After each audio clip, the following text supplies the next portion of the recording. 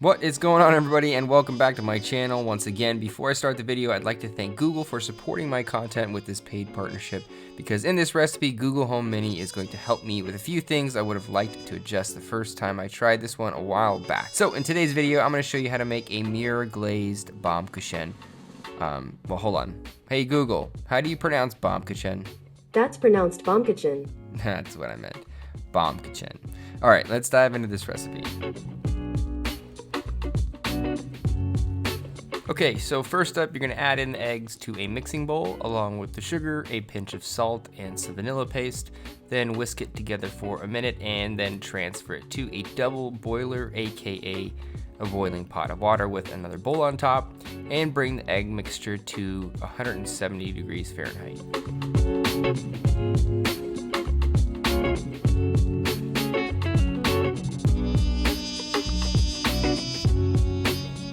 As soon as it's reached the desired temp, remove it from the heat and pour the custard mixture into a stand electric mixer. I mean, you could do it by hand, it's just a bit of a pain. Anyways, using the whisk attachment, whip it on high speed for about 10 minutes or until the mixture triples in volume.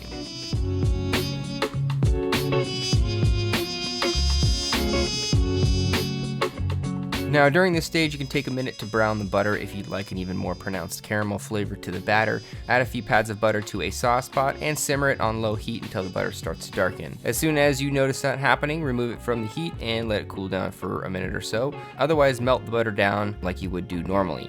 But as soon as the batter has tripled in volume and the butter has cooled down just slightly, add the melted or browned butter to the batter, a splash at a time, while the mixer is running, along with the whole milk, and mix for one more minute until everything is incorporated.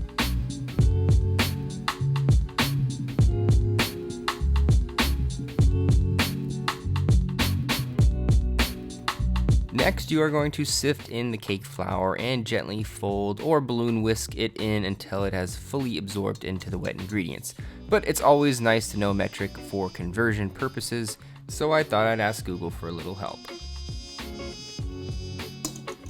Hey Google, how many grams are in 1 ounce? 1 ounce equals 28.35 grams. All right, perfect.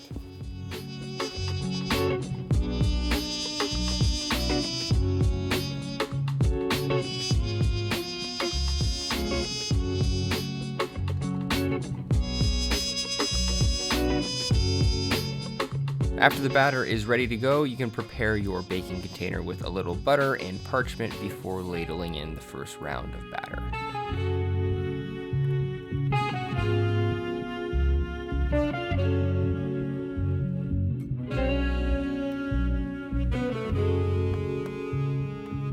Once the baking container is ready to go, ladle in a thin layer of batter and stick it under the broiler to get all caramelized and beautiful on top.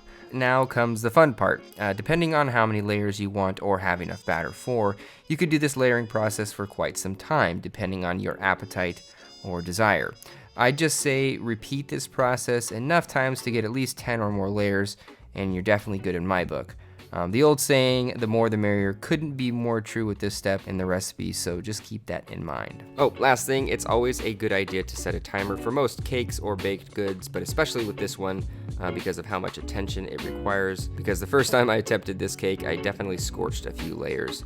So now I remedy that with a 2.5 minute timer in between each layer.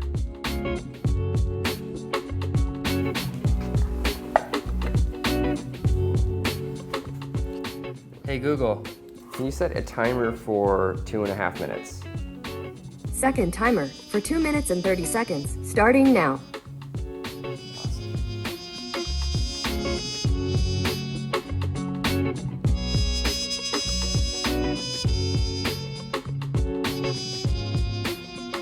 Okay, so now that the layered baking process is done, remove the cake one last time from the oven and let it cool down for about 10 to 15 minutes before removing it from the container.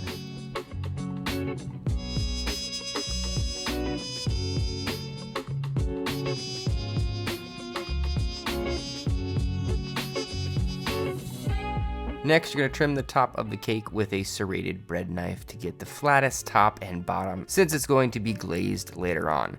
Now, there are ways of frosting and cooling that can be done to get a super crisp shape for glazing and to hide imperfections in the cake itself, but I like this recipe to be fairly simple since it demands a fair amount of attention as it is, so try to keep the shape as clean as you can from the get-go. Also, I punch a hole out in the middle to give it a little more surface to glaze ratio, and I like the shape since it looks kind of like a glorified donut cake. Totally up to you though, just make sure you cover and refrigerate for at least an hour before glazing.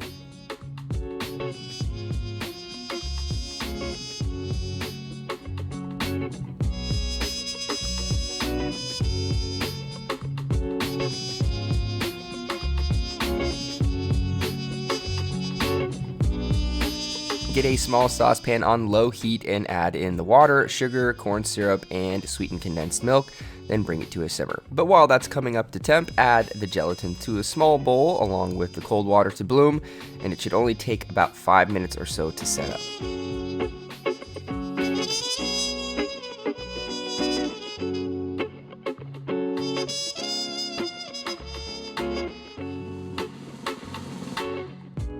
Next, you are going to chop up some beautiful dark chocolate into fine, very small pieces.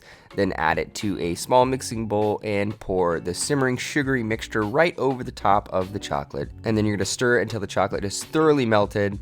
After that, you're going to add in the bloomed gelatin, that setup gelatin that you made a little bit earlier, while the mixture is still very warm, and continue mixing until everything has absorbed together.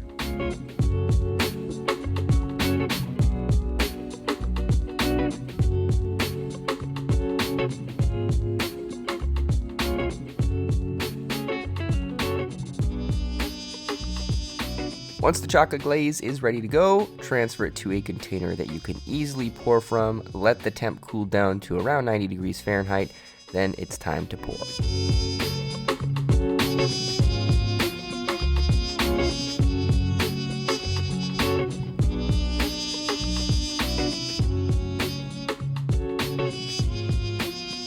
All right, now that you have everything ready to go, grab the chilled cake out of your fridge, place it onto a baking rack, and begin coating it as evenly as possible with that beautiful chocolate glaze until every inch of the cake is covered.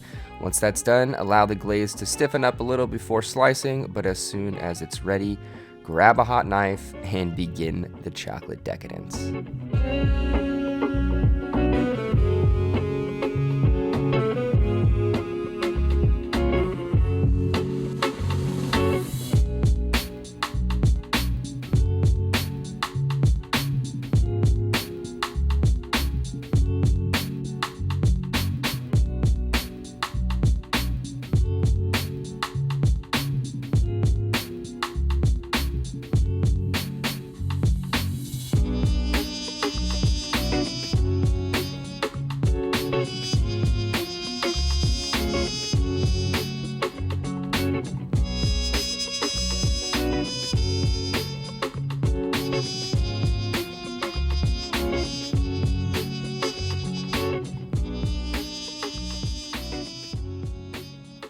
What's up, guys? All right, so my Baumkuchen is done.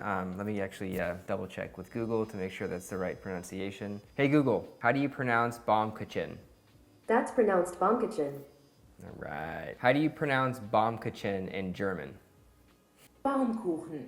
Baumkuchen. Baumkuchen. I don't know if I'm getting that right. But anyways, this is a really fun dessert to make. Again, I did mimic that tree shape. Obviously, I didn't do the original spit cake, tree cake recipe where you roast it over an open fire. But, you make do with what you have, and the broiler is actually a pretty good substitute. You kind of still get that cool layered effect. Anyways, I'm going to cut into this and run through the flavors and let you guys know how it tastes. I did like a glaze before, like a regular glaze, but this mirror glaze is something really special with how shiny it is. I'm actually really glad that this is sort of trending for wedding cakes, and it's kind of replacing that age-old idea of just using fondant or royal icing for your wedding cakes. This actually tastes really good. It has a beautiful appearance or presentation and is relatively easy. not too difficult to work with. Wonderful flavors. It almost has like a dense, sort of custardy flavor to it. Not really a crumbly cake per se, but it has a really cool texture to it, and obviously it keeps its shape very well. Tender in the middle, slightly spongy, and it has those wonderful kind of that dark roasted flavor behind it with the caramelized layers. Really, really good cake all in all. I love making Baumkuchen. Hopefully I'm not completely butchering the pronunciation this round because in my first video, I think the top comment was something about my terrible pronunciation of tree cake. So hopefully you guys enjoyed this recipe. I do want to thank Google for the paid partnership in this video. I had a lot of fun playing around with Google Home, and it's just really cool, especially with recipe conversions or measurement conversions. Very, very cool, and it works great as a timer too. It's kind of just like your little buddy as you cook or do lots of other tasks as well. So hopefully you guys enjoyed this video. If you did, make sure you give it a thumbs up. Subscribe to my channel if you guys enjoyed what I'm doing here. Check the D box for more information about Google Home, and I will see you guys next time with another recipe. Later, guys. Hey Google, define perfection. Perfection, the condition, state, or quality of being free or as free as possible from all flaws or defects.